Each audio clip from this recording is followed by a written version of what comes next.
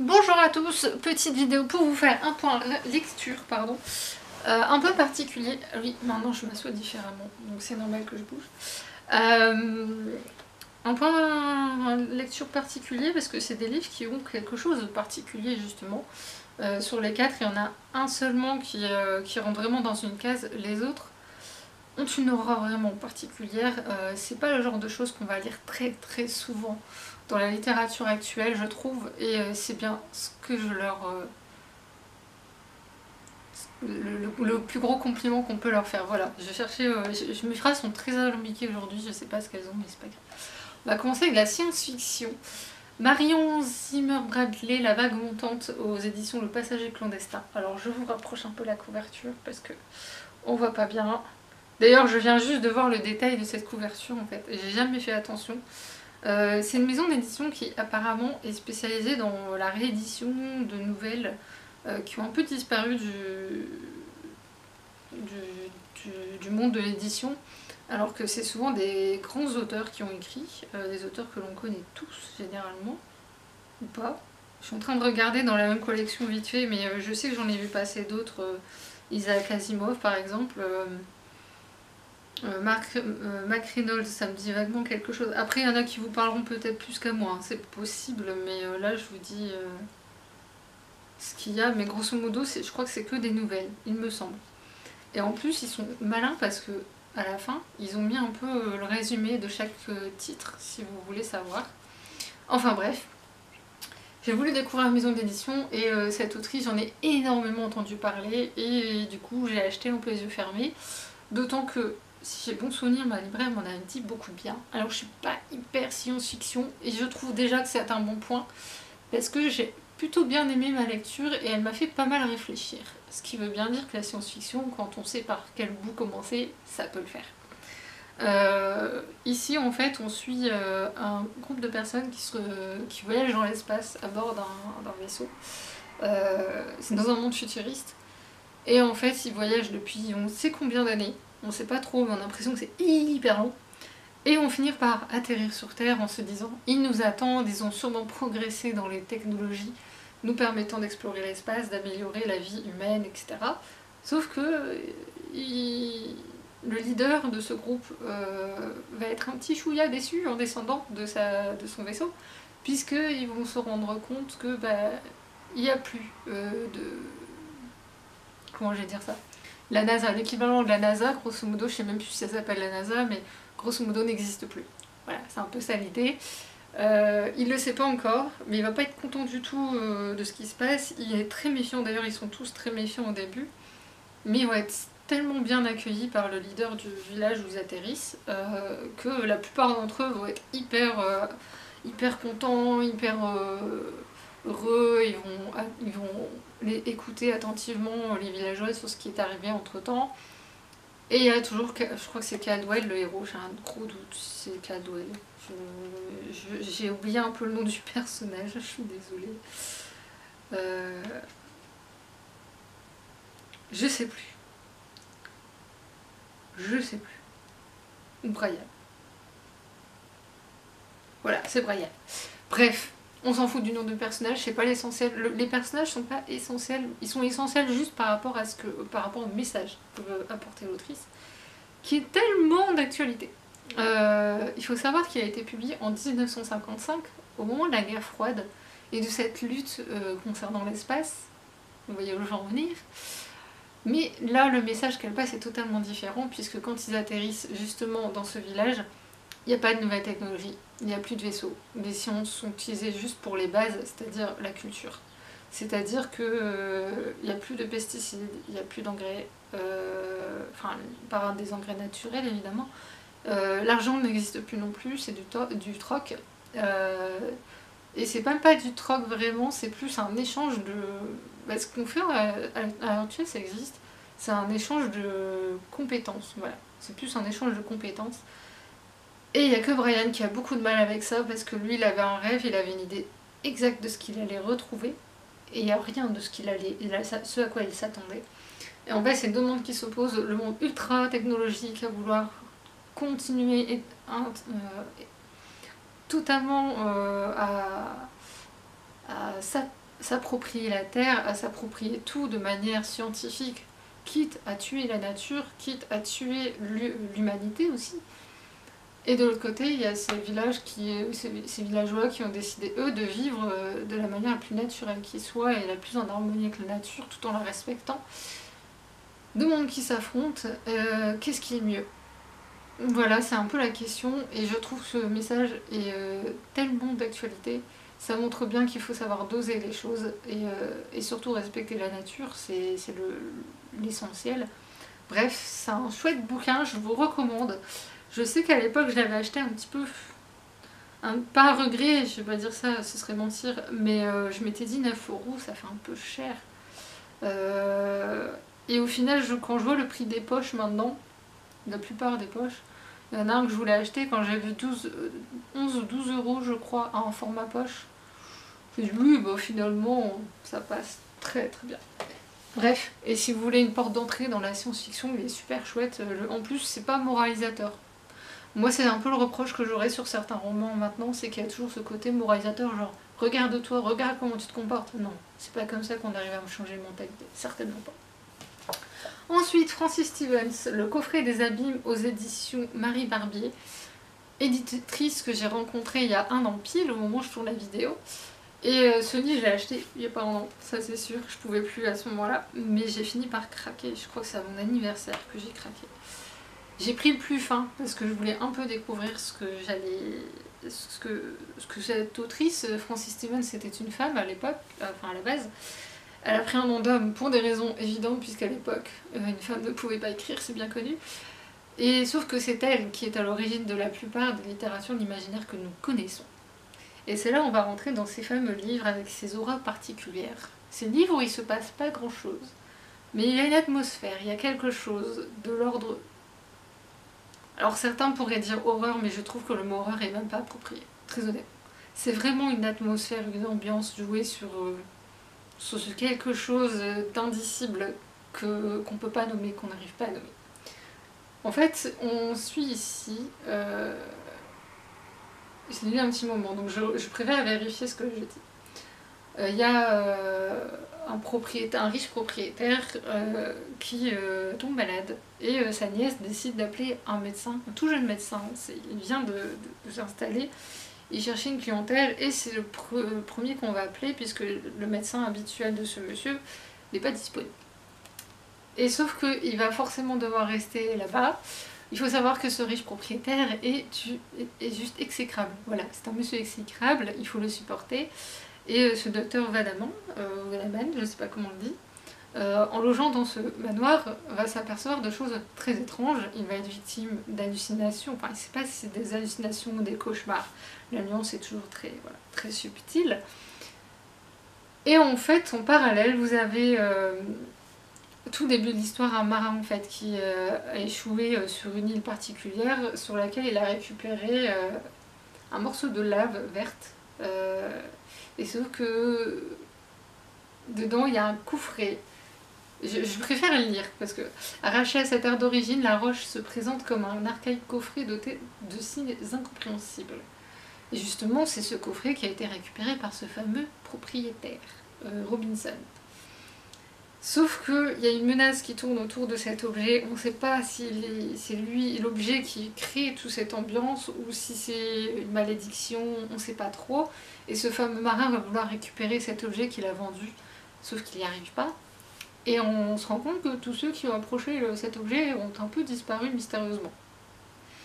Le docteur Vadaman donc fait son travail, à la base il ne devait pas rester très longtemps, mais finalement il va revenir parce que Robinson va trouver qu'il est très fort courageux et qu'il est tout à fait... Voilà. J'en dirai pas plus. La seule chose qui se passe, c'est que du coup, au travers de tout ce qui se passe, docteur Vadaman va se dire il faut éclaircir ce mystère, il faut trouver quel est le problème, d'où viennent ces hallucinations, etc. Il va se passer plein de choses que je préfère ne pas dire. Moi, en fait, c'est dingue parce que je ne sais même pas. Je vous jure que c'est vrai. J'ai pensé au mythe de l'Atlantide. Et je suis même pas sûre que c'est ça. J'ai l'impression qu'on part du mythe de l'Atlantide, mais il y a une autre mythologie derrière. que je n'ai jamais vu exploiter nulle part. Donc déjà, si vous voulez changer des mythologies classiques, que ce soit la grecque, l'égyptienne ou que sais-je, déjà ça va vous changer mais totalement la vie.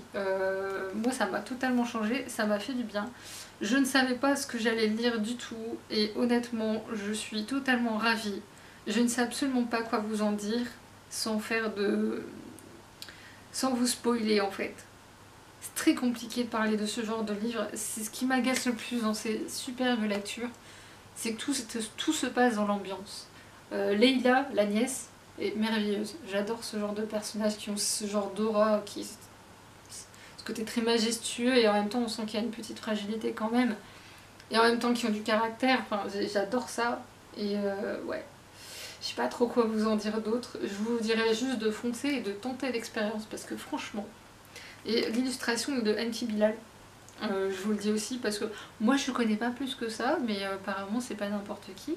Donc voilà. Je vous dirais juste ça, allez-y. Moi je vais en lire d'autres parce il y a une autre série dont j'ai oublié le titre qui est pas. Il n'y a pas les sous-titres dans le livre, c'est dommage. Avec le chien à 3 têtes. Et du coup ça me donne envie de le lire. Bref, je vous dis vraiment, c'est surtout dans l'atmosphère que tout se passe. Après, il y a des événements, il y a beaucoup plus d'action dans la deuxième moitié du livre, mais on sait pas, on sait jamais vers quoi on va, on est stupéfait, voilà. Il y a juste beaucoup de surprises dans ce livre, et sachant qu'il a été écrit il y a si longtemps que ça, franchement, je suis épatée. Voilà. Tout ce que je peux vous dire. Ensuite, tome 2 de Blackwater, aux éditions de Monsieur Toussaint Louverture. Bah pareil, c'est des livres d'ambiance où il se passe pas grand chose, où les événements s'enchaînent. Et ici, Elinor, je vais être honnête, qu'est-ce que vous voulez que je vous dise en fait? C'est très agaçant de vous parler de suite de saga comme ça. Il se passe tellement de choses. Il y a une chose qui m'a marquée dans ce livre, c'est ce qui arrive à la belle-sœur de... J'ai oublié le nom de ce personnage. Je vous dis, quelquefois j'ai une mémoire de poisson rouge, c'est hallucinant. Je vais retrouver le nom de James.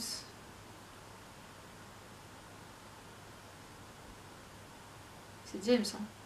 J'ai un doute. Si, c'est James.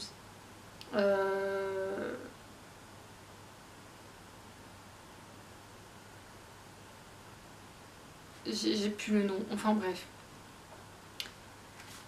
Et par contre, ce qu'il y a de bien, c'est qu'il y a un résumé du premier tome. Je remercie les éditions de Toussaint Louverture de nous faire un rappel de tome précédent, parce que c'est ce que je reproche aux sagas habituellement.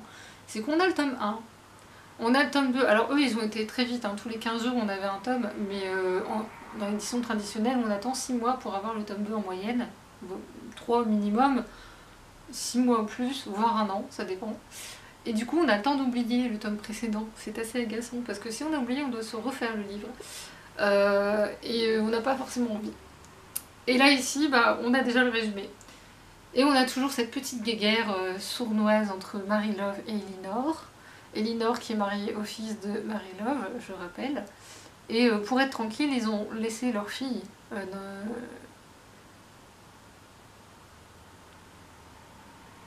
Pour être tranquille, disons qu'ils ont fait quelque chose, voilà. Qui est pas très... qui est très surprenant et en même temps, on sait pas trop... en tant que parents, est-ce qu'on aurait fait la même chose? Après, ils sont juste voisins. On peut se dire que bon, ils sont voisins, donc voilà. Mais Elinor est très particulière. Elinor, c'est elle qui porte le roman, je trouve. Et c'est une femme de caractère qui est très silencieuse, mais qui sait tout. Qui a une petite fille qui travaille pour elle, à qui elle enseigne beaucoup de choses, qui est juste adorable. Sa filleule est juste... J'adore sa filleule. Et par contre, ici, on parle un peu de maladie mentale. J'aime pas le terme maladie mentale. De différence, voilà, on va dire de différence par l'arrivée d'un personnage. Il y en a un autre qui arrive, il y a quelques personnages qui arrivent en fait, et on va en apprendre un peu plus sur la famille en fait. On va apprendre les secrets cachés de la famille. Il va y avoir une scène assez violente quand même qui moi Parce que je suis hypersensible aussi maintenant. Moi, je vis les choses plus violemment qu'avant. Et le mari d'Elinor, dont j'ai oublié le prénom, ça m'agace. Oscar. Euh, Oscar prend de plus en plus d'indépendance et j'aime beaucoup ça. On commence à approcher de la fameuse crise. Ici, les questions surtout de la construction de la digue. Elinor est farouchement contre. C'est la seule qui est complètement contre cette construction de digue parce qu'elle n'aura plus accès à la rivière, la fameuse rivière. Pourquoi qu'est-ce? On n'a pas encore la réponse, mais on a des petits indices. Et c'est ce que j'aime bien dans ce genre de livre, c'est que tout est fait dans le choix des mots, euh, dans l'atmosphère. On ne sait jamais trop sur quel pied danser, etc. J'ai failli me jeter sur la suite et après j'ai fait non, pas tout de suite. Moi j'aime bien attendre un peu entre deux tomes, c'est pour moi important. La couverture est juste merveilleuse, pleine de détails. Même la quatrième. En voyant le quatrième, je viens de me dire, eh mais c'est celle-là. Bref, je sais pas trop quoi vous dire, c'est compliqué de parler de ce livre. C'est peut-être pour ça que je pense que je vais faire une chronique pour toute la saga, à l'écrit.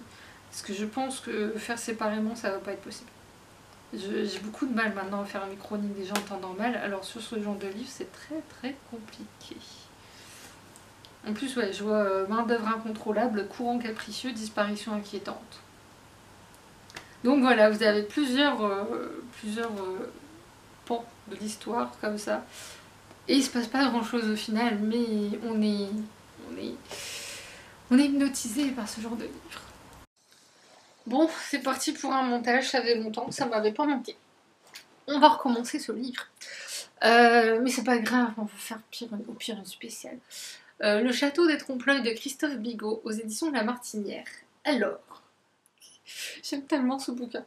Alors, je vous rassure, tout de suite, je préviens surtout, ce n'est pas du jeunesse, je le précise, parce que ça, je trouve que l'écran fait très roman jeunesse, pour bien attirer le chaland. Le graphisme n'aide pas non plus, puisqu'il est quand même, voilà, il est classe. Le livre, le travail éditorial est juste sublime. Je lirai un autre roman de... Bon, je vais pas vous montrer ça. Le roman précédent de ce monsieur.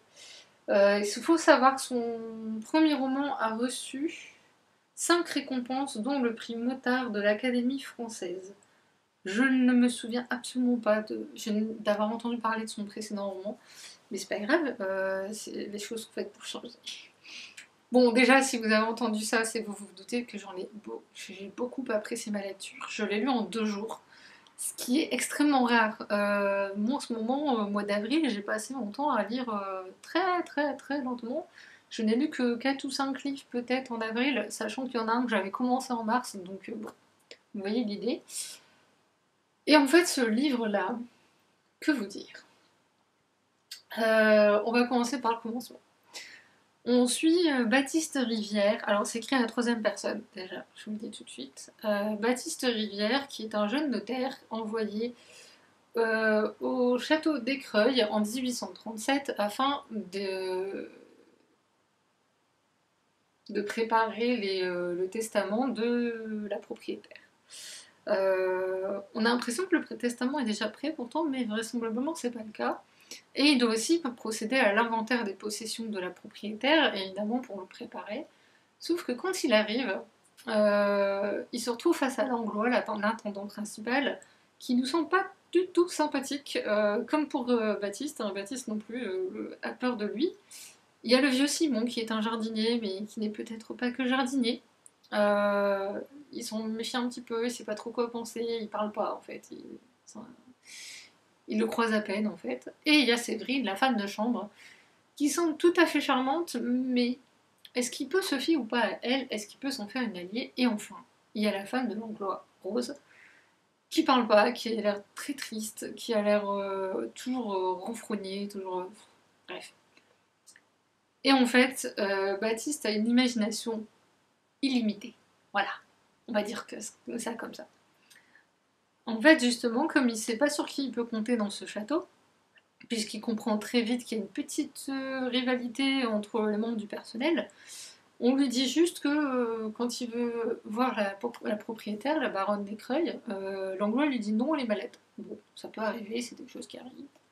Il trouve ça un peu bizarre qu'on lui ait demandé de venir limite à la va-vite et que maintenant elle n'est pas disponible.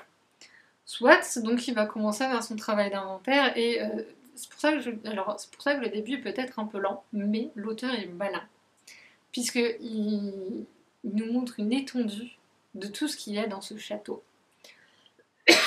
Pardon.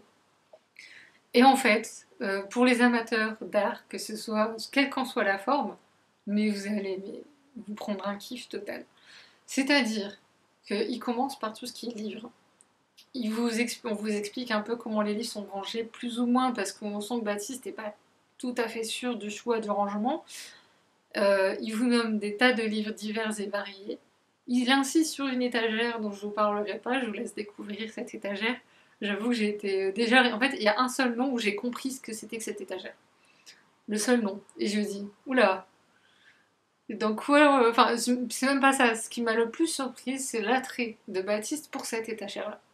Il y a une curiosité qui est pas hyper... Disons que c'est... En fait, Baptiste représente un peu le paradoxe de l'époque, c'est-à-dire le fait d'être toujours dans les apparences, d'être toujours propre, bien, nickel, tout ça, pas rien qui dépasse. Et en même temps, au fond de lui, il y a des choses qui travaillent, voilà. C'est la nature, c'est normal, c'est l'humain. Et à côté de ça, en fait, donc il fait ce travail-là, sauf que ça l'agace parce qu'il peut pas avoir la baronne, et que il a un côté un petit peu aventurieux, et qu'il décide de se balader dans le château, et quelquefois il fait pas ce qu'il devrait faire. Et c'est comme ça que... Est-ce qu'il risque vraiment sa vie après lecture? Je ne sais pas. Mais en tout cas, t'as l'impression qu'il prend trop de risques, qu'il risque sa peau à faire ça. Et il va se passer plein de choses. Et à un moment donné, est-ce que je peux le lire? Oui, hein, je peux. Oui, je pense que je peux. En fait, grosso modo, on sait que la baronne a vécu pendant la Révolution et la Terreur. Et on va apprendre énormément de choses si vous aimez l'histoire, mais alors vous allez vous prendre un truc. Moi-même, j'ai fait une révision. Là, honnêtement, j'ai fait une vraie révision. J'ai découvert des personnages de l'histoire que je ne connaissais pas, dont on parle pas. Parce que ce dont on en parle beaucoup en histoire, c'est du fait qu'il y a eu des gens qui ont été tués à l'époque, beaucoup de personnes de la haute société, mais on parle jamais des choses du point de vue de ces personnes-là. Et c'est là toute la différence de ce livre. C'est qu'on se place du point de vue d'une personne qui a fait partie de la haute société, qui a été arrêtée, qui a vécu certaines choses. Alors je vous le dis d'office, la baronne elle-même n'a jamais existé. C'est un personnage purement fictif, mais alors c'est tellement plausible. Par contre, tous les personnages historiques mentionnés autour de la baronne ont tous existé. Que ce soit Giraudet, que ce soit la Recour, que ce soit... Il y a un général à un moment donné dont j'ai oublié le nom, enfin bref. Il y a plein de personnages, ils ont tous réellement existé. Les faits mentionnés, j'ai été vérifiée, je vous jure que c'est vrai, ils sont tous véridiques. Ce monsieur a fait un travail extraordinaire. En même temps, il est passionné par la Révolution française et le 19e siècle. Mais c'est mon ami. Voilà, donc j'ai adoré ce livre par rapport... Déjà, voilà, vous avez quand même déjà cette enquête, vous avez l'aspect historique, et vous avez un troisième aspect. Puisque Baptiste va apprendre à se connaître. Voilà, je n'en dirai pas plus. Mais disons que la baronne ne l'a pas choisi pour rien. Elle a choisi lui et pas son maître. Alors qu'elle aurait pu choisir quelqu'un de plus sûr. Et grosso modo, même en ayant lu la 4ème de couve, je ne me suis jamais imaginé le milliardième de ça. Je n'ai jamais imaginé ça du tout. Je m'étais imaginé un roman gothique. Je ne saurais pas comment vous dire, mais tout autre chose, ça c'est sûr. Et là, franchement, le seul petit peut-être bémol, en fait, c'est parce qu'on s'attache tellement à Baptiste, on a tendance à commencer à penser comme lui, et arriver à la fin du livre, il se passe quelque chose. Je vous dirai pas. Mais grosso modo, on aurait tendance à faire que ce que Baptiste a fait tout le long du livre, se poser des questions. On n'aura jamais la réponse. Et en même temps, sur le coup, je me dis, moi, j'aurais bien aimé quand même savoir. Et en fait, après, je me dis, bon, je m'en fous. Je vais m'imaginer ma suite à moi, puis c'est tout, c'est pas grave. Après, si l'auteur veut faire une suite, je suis toute oui. Mais j'en doute profondément. Voilà. Je pense que j'en ai dit assez. J'essaie de réfléchir, à être sûre de ne pas avoir oublié quoi que ce soit, mais grosso modo, ce livre. En plus, j'ai bien fait d'attendre parce qu'au moment où j'ai voulu le lire, je pense que c'était pas encore son heure. J'ai préféré le mettre de côté, il a traîné là pendant un certain temps, pendant plusieurs mois.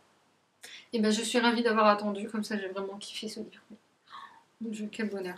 Si vous aimez apprendre des choses en lisant quelque chose, et ce que j'ai adoré, c'est cette écriture de l'époque où on vous suggère les choses sans les nommer.